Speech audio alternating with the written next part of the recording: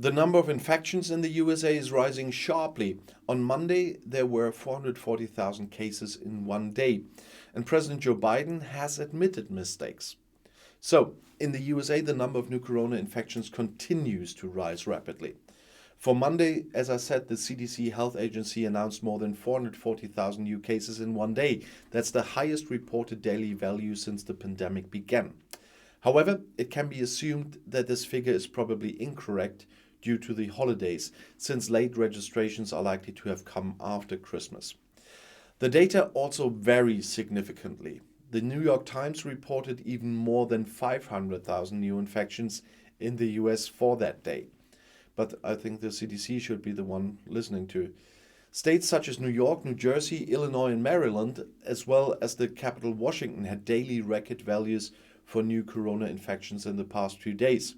The curve is steep, sometimes almost vertically upwards. The Omicron variant now dominates the infection process in the USA.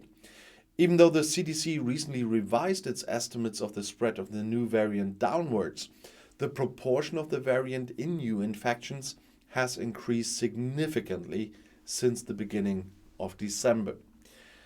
Meanwhile, US President Joe Biden continues to be criticized for a lack of capacity for nationwide corona tests. He had recently admitted mistakes and said the current situation was not right. The government should have dealt with the procurement of tests sooner. But now they have made some progress, he said on Tuesday, when asked in Delaware, where he is spending time with his family. In many places in the USA, there is a lack of self-tests for personal use. They are sold out in numerous pharmacies. If you want to use a free test offer from the authorities, you often have to queue for a long time. Private providers offer tests for expensive money, and even there are sometimes no more short-term appointments available. Biden, on his side, had promised that 1 billion free corona tests would be available from January. People in the country should be able to request this online, for example. But there was trouble because there were hardly any tests to be had over the holidays.